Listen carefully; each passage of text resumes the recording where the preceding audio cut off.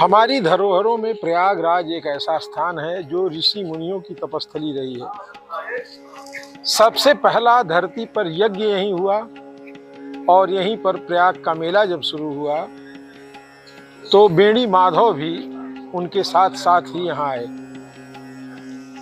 बहुत पुरानी बात है, लेकिन आस्थाएं अपने आप एक एक कड़ियाँ जोड़ती हैं। आज हम मौजूद हैं प्रयागराज के शिवकुटी के पास, कोटेश्वर महादेव मंदिर के पास। मंदिर में है, मंदिर परिसर में है। और भगवान राम के जीवन में 3 ऐसे समय आए जहां एक एक कण का मूल्य हमारे सामने आता है। जब लंका विजय करने के लिए रामेश्वरम पहुंचे और हनुमान जी शिवलिंग लेने के लिए गए, विलंब होने लगा, तो वहां भी उन्होंने बालू को इकट्ठा करके ही शिवलिंग बनाया था। उसके बाद उसके पहले का जो प्रकरण आता है, जब राजा दशरथ की मृत्यु हो गई तो जब दशरथ ने गया के पास पुनपुन नदी के पास जब अपना हाथ समय पर बाहर निकाला तो माँ भगवती सीता ने भी उनको उसी रेत का ही पिंडदान किया था। और अद्भुत बात यह है कि जब भगवान राम लंका पर विजय करके वापस आए तो कोटेश्वर महादेव के रूप में यहाँ भी उन्होंने बालुका का ही शिवलिंग बनाया। तो ये तो पुष्ट हो जाता है कि कण कण में भगवान की जो हमारी आस्था की बात है, जो हम कहते हैं, वो पूर्ण रूप से सत्य है।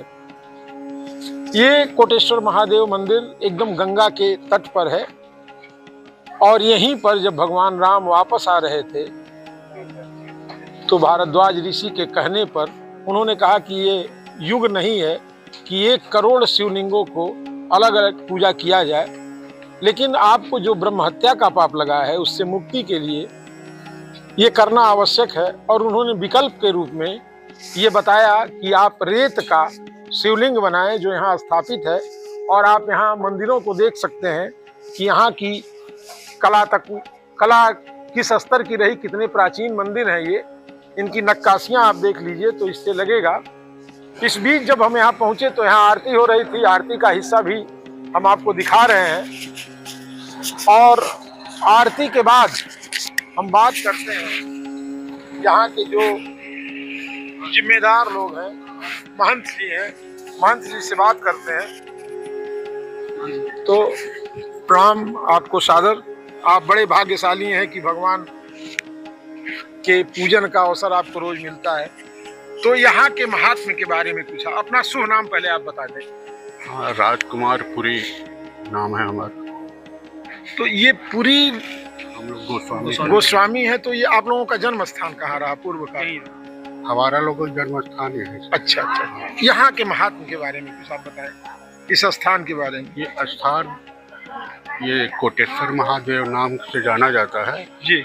और इन्हीं के इस मंदिर के नाम से ही इस एरिया का नाम शिवकुटी पड़ा है।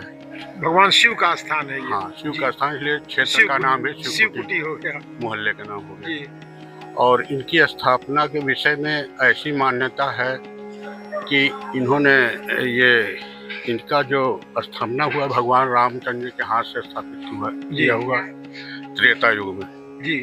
ये उस समय जब लंका के राजा रावण का वध करके वापस लंका विजय प्राप्त करके वापस लौट रहे थे, उसी समय आते वक्त यानी जब जा रहे थे वन को जी, तो यहाँ से दक्षिण दिशा में, इस स्थान से दक्षिण दिशा में भारद्वाज आश्रम है। भारद्वाज ऋषि के यहाँ गए। तो वहाँ पे भारद्वाज ऋषि के यहाँ एक रात विश्राम किया और फिर उनसे जो है आशीर्वाद लेकर के दूसरे दिन प्रस्थान किया, वन गमन किया। हाँ, 14 वर्षों के बाद जब लंका विजय प्राप्त करके वापस लौटे जी, और फिर वापस आकर के फिर वहीं पर पहुंचे और भारद्वाज ऋषि के पास और चरण स्पर्श करने के लिए झुके तो उन्होंने अपना चरण पीछे कर लिया, मना कर दिया। और कारण पूछने पर बताया कि आपने लंका के राजा रावण का वध किया है, ब्रह्म हत्या लगी। और रावण विश्व का प्रचंड विद्वान ब्राह्मण था, इसलिए आपको ब्रह्म हत्या लगी। तो उपाय उन्होंने बताया कि यहाँ से उत्तर दिशा में जी, गंगा के किनारे 1 करोड़ शिवलिंग की स्थापना करके और उनकी पूजा अर्चना करें। तो वहाँ पर सवाल ये उठा कि अब पहली बात तो ये कि करोड़ शिवलिंग की स्थापना काफी क्षेत्रफल में लंबा पड़ स्थान जाएगा, चाहिए था। स्थान चाहिए।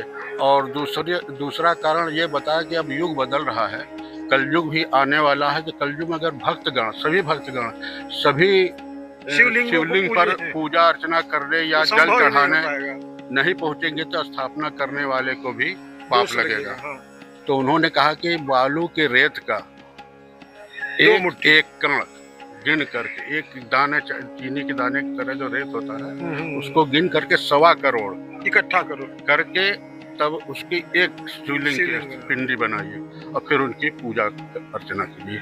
इसी से इनका नाम कोटेश्वर महादेव पड़ा। कोट शिवलिंग कोटेश्वर महादेव, करोड़ हो गए। यानी एक ही में करोड़ हो करोड़। तो कोटेश्वर महादेव पड़ा। और ये सावन के महीने में जी, जो एक इसी उपलक्ष्य में सावन के महीने में मेला लगता है। हाँ, सावन तो पूरा भगवान शिव को ही समर्पित है। और उसके अलावा ये नाग पंचमी के तीसरे दिन जो अष्टमी पड़ती है। अच्छा। क्योंकि सावन के महीने में उसी अष्टमी के दिन, शुक्ल पक्ष की अष्टमी जी, पे इनकी स्थापना किया था भगवान। तो उस स्थापना दिवस के रूप में बहुत भव्य बड़ा आयोजन यहाँ होता है, मेले का आयोजन बड़ा भंडारा भी होता है। और उसके दूसरे दिन यहाँ भंडारा होता है। तो आपने सुना कि यहाँ की महत्ता क्या है, और भगवान श्री रामचंद्र ने खुद अपने हाथों से ही कोटेश्वर महादेव की यहाँ स्थापना की थी। हमारे साथ इसी तरह की खबरों के लिए बने रहें। तब तक अगली खबर तक के लिए हमें अनुमति दें। नमस्कार।